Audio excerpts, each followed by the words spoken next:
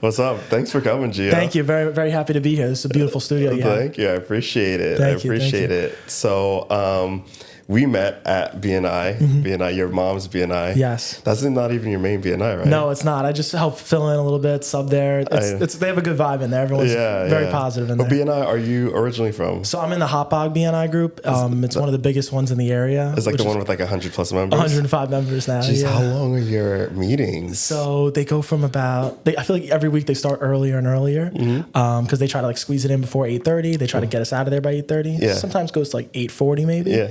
But we get there probably like 6:35 it starts, Wow. 6:40. So you got to get, and I have a 30-minute drive, so I got to get there pretty early, honestly. Yeah. So everybody's like on, like they really push like your 10, 20 seconds. How much time do people get to speak? So you get 45 seconds to speak, and then when they come around and do like testimonials and like gratitude moments in the end, you get 10 seconds. Damn. So it's super quick. It's like you got to give a quick testimonial. Like, thank you. Who can I thank quick? And that's what people do. They're like, thank you for Theo, thank you for Giovanni, thank you. And they're just banging it out super quick. That's awesome. And like, what is your title? Like, what profession are you under? So I do supplemental benefits for companies. Okay. And I do that through Aflac, which is a Fortune 500 company. It's got a great reputation. Everybody knows the duck. Yeah. But Aflac's honestly been such a blessing to me. I love what I do every day, and I'm very passionate about it. Okay. I haven't seen the duck. I mean, I've seen the duck through like you and your mom. I'll have to bring you but one. Like, I haven't seen the duck on a commercial in a while. They need to bring the duck back. I know they have a real duck. So like, we went to a conference probably like 2 years ago, and they had like the actual Aflac duck that really? you could take like pictures with it and everything. I hope they treat that duck well. I'm sure they do. I'm sure it's probably just get like a white duck with a. So I think it was my mom said, she's like, it's got to be the richest duck out there, right? I'm like, probably. Now you have your own business as well. What is that about? You were telling me about it the other day. Yeah, so in that it's a new business venture of mine, but it's called Sound Risk Management, where we focus on commercial insurance for businesses, whether that's their workers' comp, their general liability, any other needs they might have, but it's focused more on the commercial side. We will do personal if it comes about it, but we're focusing on commercial. Okay. And it's nice for me because my Aflac clients are the same clients for this. So at that point, when they have me that's trusted and they know I can just offer another service to them, they love that. Awesome. Smart. And, how did you really want to get started in like the commercial side? Yeah, so I kind of take it back to like how I started with Aflac too at that point, but my mom's been doing insurance for probably 13 years with Aflac. She's built an amazing career there. She's a DSC, which means she has a team under her, but I thank her for a lot of my success, honestly. She's the man I am today. But I've been doing Aflac for about 3 years now. I started when I was 18. I just turned 21. Yeah. First year I was part-time, kind of didn't really know what I wanted to do. Half a foot in the door, half a foot out the door. About last year, I kind of really was like, this is what I want to do. I'm going to take this full-time. I started putting up great numbers. I started building a career, have clients, getting referrals. It all kind of happened very quick. Okay. And I'm at the point now where it's kind of like I have a system in place, which is awesome. But for the commercial side of things, I realized, what, my Aflac clients, I have the business as my real client, and then I also have the employees. Yeah. So I can kind of work around that. But why I wanted to work more with commercial sides is I know the businesses. I'm a business owner myself. I understand the business's needs. Yeah. And at the end of the day, more money that these businesses are paying in insurance is more money out of the business owner's pocket. Yeah. You're cutting right into their margins at that point. So if I can help a business owner not just save money on their insurance, but also get great service, that's where I want to be. How do you have such a good head on your shoulders at like 21? Honestly, I have 3 younger siblings. Okay. You're the oldest? I'm the oldest. Okay. So that's a big part of it. That's a big part of it. But me and my mom raised them. It's been amazing, honestly. Okay. Family's my first thing. I say la familia primero. Yeah. Family first. That's always my most important thing. At 21, I was a knucklehead.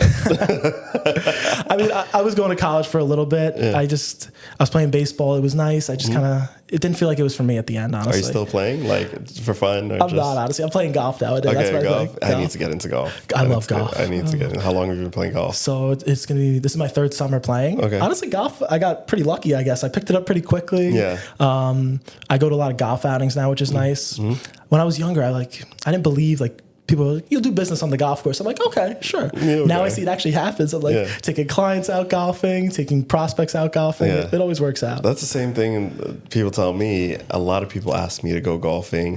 And I'm like, I could golf just a bit, but I haven't like moved over to like bringing clients. And, Yes, but I do go to a couple of golf outings because it is the nature of the business. It is. Yeah. And the more you get into it, like me, like personally, I'm addicted to golf. Like, I love golf. It's kind of like I got How to be able often to. do you go during the spring and summer? So the summer and the spring, I probably play 3 times a week. Okay. Which is a lot. But where do you play? So I'm actually a member of Baiting Hollow. Okay. Out east, which is nice, beautiful course there. But you know what? It's the thing about golf is you'll meet so many nice people. One lesson I learned when I was younger is if you're gonna go golfing, never golf by just 2 of you. Never golf just one person. Play with randoms, honestly. Yeah. Play with people you don't know, because that's like where the networking comes in. Yeah. You get to meet people you don't know, and you never know what something might turn into at the end of the day. Okay. I have people that I golfed with that I had no idea who they were when we first started golfing. By hole 18, we were walking off the course. We were exchanging phone numbers. We were planning to hang out. Yeah. It was always, it works All out. right, you convinced me. I have to get on the golf course. There you go. It's amazing. I love golf, honestly. I do. So what are you doing nowadays other than, the whole insurance thing? What are you getting into? Like, I mean, I feel like I'm kind of removed because I'm always working. I'm sure you're always working as well, but I see you out here. You're really getting out here doing your thing. Yeah. So I'm obviously working's like my thing right now. I'm working a lot, honestly. I'm a workaholic a little bit. I feel like as a business owner, you have to be. But right now, I'm pretty focused on like my brand, kind of. The little reason why I'm here, I want to share who I am. Yeah. People buy, and people like to work with people that have a relationship with. Yeah. It doesn't have to be so transactional, which is kind of the nature of a lot of people's business nowadays, especially in insurance. They're like, oh, that's my broker. Like, I know him, my insurance broker. He handles my stuff. Yeah. No, I want to have a relationship with my clients. And at that point, when you have a relationship with someone, they're more inclined to not just refer you, but also stay with you for a longer period of time, come to you with things they might need. And being able to network a lot allows me to give them different resources they might need. Yeah. So like a business owner, I'm like, oh yeah, I have a payroll guy or I have a health insurance guy I can introduce you to. So you're like the ultimate connector. Exactly. That's what I like to be. Okay. And it's always like, it's a great feeling when someone comes back to you and they're like, hey, Theo, thank you so much for introducing me to him. Like that was amazing. He helped me out so much. And you look great now too.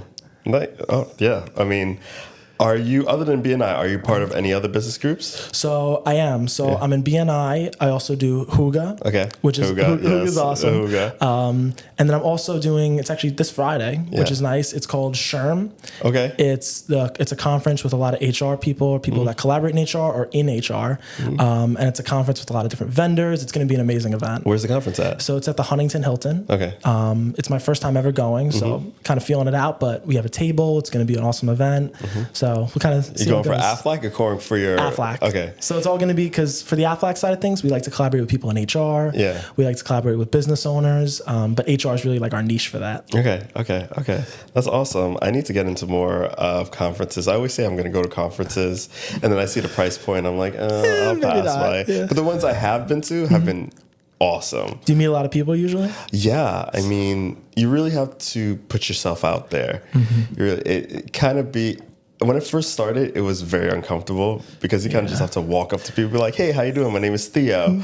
But as you get more into the groove of things, it's really easy to like find the conferences is where you're absolutely going to find like-minded people that you can have conversations with. Yeah. So that's like a big part of it too. You got to find like what conference am I going to? Like HR, like I understand their language. Yeah. Like I work with them. I know a lot of people in HR. Hopefully I'm going to be able to introduce some different people at the HR conference. Yeah. So like you understand their language. But if I went to like a software, like an IT conference, I don't know their language. So it might be difficult for me to like have conversations with people. Yeah. Have you ever met Nicole Cravio? Me and her do a lot of work together. Okay. I just got off the phone with her. Nicole's a great friend of mine. She'll be there actually on Friday. Yeah. But she's a great friend of mine. She's been amazing for my business. She's helped me a lot, honestly. She's made some great introductions for me. She's awesome. Yeah, she's awesome. I'm finding out that, as you're getting more and more into like the Long Island business scene, people know everybody. Yeah, it's like only about 1 or 2 degrees of separation. You know what my mom said to me the other day? She's like, I'm finding out that a lot of genuine people know a lot of other genuine people. Yes, like they surround themselves like a Nicole surrounds herself with someone like you. Yes. Like all people that are like-minded, genuine, down-to-earth people. Yeah. And they're all business owners too, a lot of it too. And it's crazy is as much as you start growing your network, you still seem to meet more people when you think you know everybody. It's just like, oh my God, how have I not met you before? That's something I've actually been like for my business. Like I had to like improve a little bit actually. So like when I first started, I was all focused on like how many people can I meet? I need to meet as many people as possible, get myself out there as much. But I've kind of focused now that like building a relationship is probably the most important thing. You could have 100 connections and 100 people know who you are and what you do. But if you build a strong relationship with 5 people, that's more beneficial in the end. Yeah. So you gotta, that's kind of where I'm kind of putting my time towards now, like honing in on relationships, finding what relationships I want to have and strengthening those a little bit too. Okay. Are you just dealing out on the island, or do you find yourself making your way to like Queens and Manhattan and maybe further? So I focus on Long Island, I would say. Most of my clients are on Long Island, but I do also have a couple clients in the city as well. New York City, Manhattan, Queens. So I do go out there. I don't focus out there, but a lot of it ends up coming my way, honestly. So like a Long Island company that might have a Manhattan office, for example. I get that a lot. Yeah. But the good thing for me is being at Aflac, I have no territory. I can work wherever I want. Okay. So like I have a couple clients in Texas, Florida. I can get licensed really in any have no states. territory, even though there's all these Aflac, you know, salespeople. You could go into someone else's district and be like, hey, I just got someone here. Yeah, no, pretty much. And that's how it all works for Aflac. Like you can, being a business owner and having an account with Aflac, you have the discretion of, you work with whatever agent you want. Because at the end of the day, especially in Aflac or insurance, service is key. And that's why I think my office, my team, me and my mom have a great partnership. We're very service driven. People know that about us too. How many people are on your team, on your mom's team? So it's about 10 of us right now. Oh, well, that's pretty big. Yeah. That's pretty big. I thought you were going to say like 3 or 4. No, it's nice because we have, like, I would say 10 people that are like full-time Aflac, like in the office, prospecting. And then we have a lot of like broker partners. So people that are in the insurance space, whether they're doing health insurance, maybe property and casualty, they like to partner with us because their clients are our clients. And when they can offer an additional service, it's a no-brainer for them. So let me ask you, as someone who has insurance, right? I know you always talk about, you and your mom always talk about supplemental insurance. Yes. I don't really understand how that comes into play. Sure. Like, when do I need to say I need supplemental insurance on top of my health insurance that I already have? So medical insurance, for example, isn't designed to cover your out-of-pocket expenses. And I'll kind of explain what I mean by that.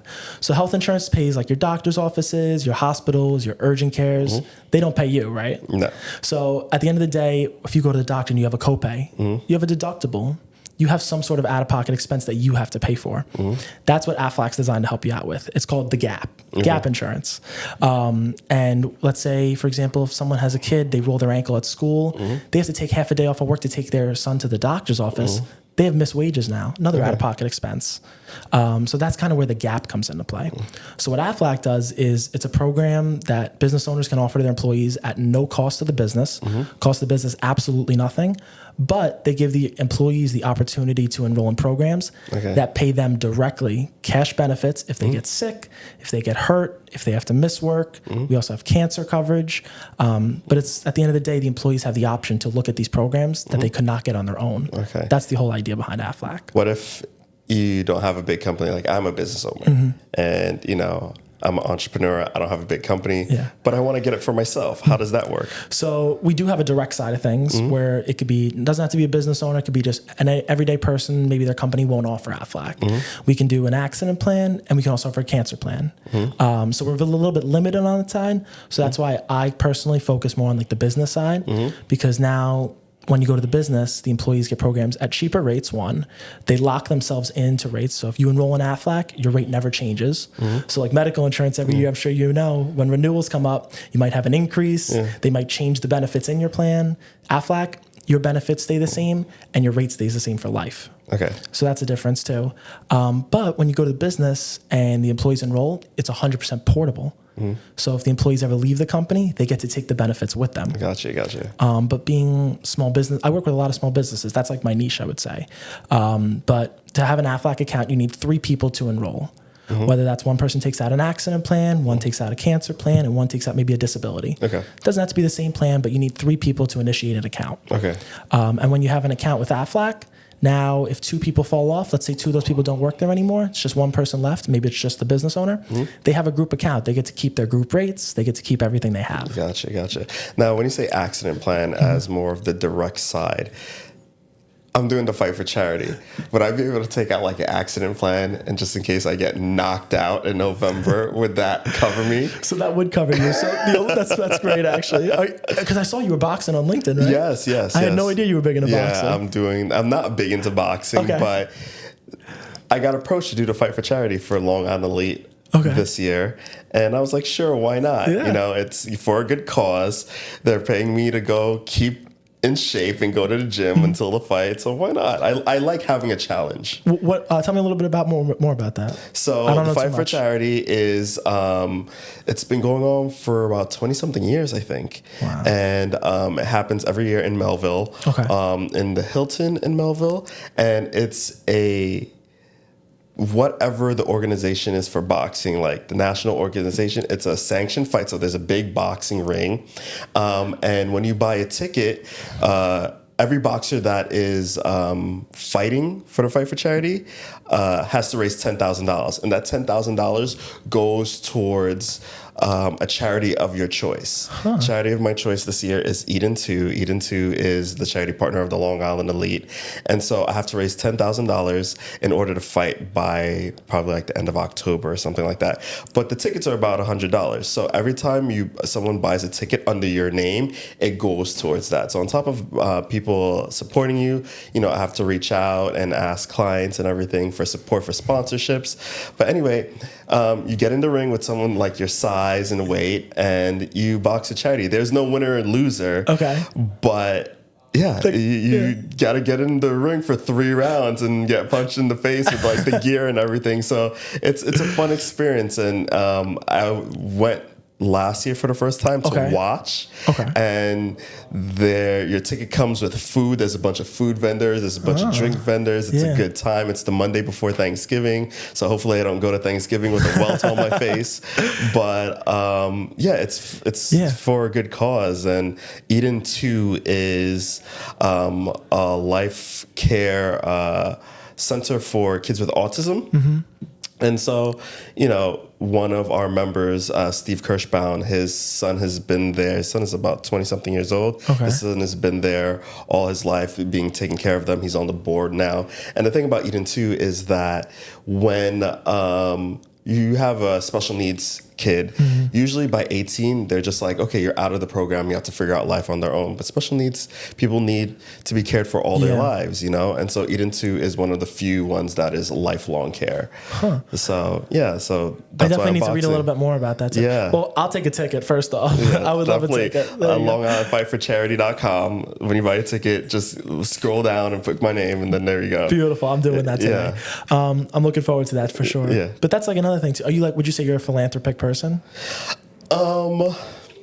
If you asked me a year or two ago, I probably would have said no. Okay. But the funny thing about it is being an entrepreneur, being a business owner, and getting a little more successful and seeing how investing in myself creates, dividends on the back end, and getting a little more,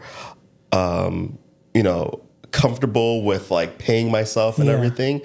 I do find myself wanting to give back more. Okay. Yeah. And it's kind of funny because I read or someone's told me that, once you get to a certain point, you want to give back. And of course, I came from a point where it's just like, man, I'm just trying to get paid. I'm just trying to make my bills, you know? And I'm starting to see that. I'm really starting to see like that give back and wanting to give back and wanting to be more philanthropic to the community, to anything that you're a part of, anything that you're passionate towards. So I would say like now, I'm a philanthropic person. Well, you're in the BNI group with Christine from League of Yes, right? You know a little bit about that? Yes. I met with her a couple of weeks ago and I missed the opening day, which was last week. Yes. But man, everybody spoke so amazingly about it. It's an amazing program, honestly. Okay. So she actually just invited me to be on the board, which is an amazing thing. Yes, she did say We're kickstarting a little junior executive board, which is an amazing opportunity. We have our golf outing coming up next month, actually, which should be exciting. I should go to that one. But that's a whole nother experience in itself, honestly. I say it's not really a nonprofit as much as it's an experience. Like you feel the experience when you're there. You see the kids that are diagnosed with autism or disabilities, but they get the opportunity to play baseball for a day, something they would never be able to get to do. And they get to feel that they're welcome for a day. They get all the love. We have kids come down from baseball teams, volunteer to hang out with the kids. Yeah. It's an amazing event, honestly. Yeah. And how do you feel about being on a board or a junior executive board? Like, talk to me about like being on it. You hear all the time, I'm on the board of this, I'm on the board of that. But like, what does that feel like now being part of something that you're able to make decisions and, you know, give back to? So at first it was like, I wasn't too sure what it would be entailing, honestly. I was like, Christine asked me and I'm like, I'm a huge fan of yours, honestly. One day, how we actually got connected in the first place was I saw her website. I read a little about it. I called her. I was like, Christine, I just want you to know I adore what you do. I'm like, one day I want to start my own nonprofit. I'm like, I'd love to like grab coffee one day. Grab coffee, hit it off. It was amazing. Probably a couple months later, now we're great friends. And didn't know what it would entail at first, but now I'm kind of seeing it's helping out with raising money. It's helping out with raising events. And I get to take my ideas in business to that I extend as well. So like I can go to my clients and be like, hey, I just want you to know, like, I'm on this amazing opportunity.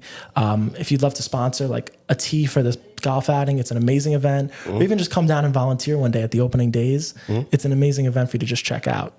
Awesome. But I get to kind of help out in different ways, which is a nice thing. See, that's one thing I'm trying to get comfortable with. I'm trying to get comfortable with asking, you know, colleagues and clients to sponsor stuff, because I was never comfortable asking people for money, and then I'm seeing that's a lot now. Yes, I would say so too. It's a weird dynamic, honestly. For me, I feel like it's kind of, you got to have a great relationship with those clients, obviously. Like we talk a lot about networking. When I first started networking, I was hesitant to refer people, honestly, because I'm like, I like cherish my clients. I'm like, what if they don't do a good job? Then it reflects back on me. Exactly. I'm like, do I lose this client? I'm like, see, I had to like learn a little bit, but that's where I'm like it's not transactional anymore. It's relationship based. So I have a great relationship with a health insurance broker that I'll refer all the time because I know they do amazing work. Every time I send them in there, they look great to me. So that's kind of where I'm at right that. Okay. Now you always said, me and my friends want to start a podcast. What would you start a podcast about if you had a podcast? See, I have no idea, but I love to talk. I love to share my ideas. And honestly, my mind rambles all day long about different things. I take notes down on my phone. I'm like, oh my God, this is a great quote. Like I should share this with people. Or this is a great idea. I have to do the same thing. I have so many quotes on my phone that I'm going to use one of these days, and I have not yet to use. Exactly. They just sit there, honestly, in my phone. But it's just things like, I feel like if I shared all these things with people, I'm like, wow. And being like someone young in business, I feel like it's a little bit of, you're an influence to other people that are young in business. Kids that are in college, they get a degree, I feel like nowadays, and they're not too sure what they want to do right out of college, especially people with a business degree. There's no specific route you can go. You can go wherever you want nowadays. And it's not like every job is mandating a college degree.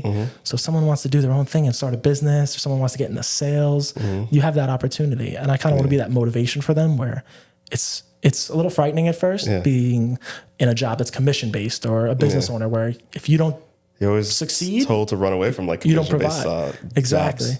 But for me, it's like what you put in is what you're going to get out at the end of the day. So if you're committed, you put a system in place, you surround yourself with like-minded people, you have a good support system, you're destined for success at that point. Awesome. So where can we find you? How can people contact you if they want to know about commercial insurance, supplemental insurance, anything you're doing? Like, shout yourself out. So I'm very big. I have a big LinkedIn thing. I put a big push on my LinkedIn. I like to post on there a lot now. I post educational things. A lot of people things. Are sleeping on LinkedIn. LinkedIn's huge, being right? a LinkedIn influencer is lit. It's huge. And you know what the thing about it too is, like, someone reposts it, now all their connections to you. Yeah. It can grow very quickly. Forget Instagram and TikTok. LinkedIn is where it's at. LinkedIn's where it's at, exactly. So on LinkedIn, I'm Giovanni Cassino, GIOVANNI _ Cassino, CASSINO. And that's pretty much all. I would say that's it. I'm on Instagram too, but I don't use it too much. LinkedIn's really Instagram is really just for personal. I'm not really posting exactly. Just have a nice aesthetic feed. Exactly. All right, but thanks for coming, G. Thank you so much. Appreciate it. I'm looking forward to doing this again one day too. Definitely. Thank you.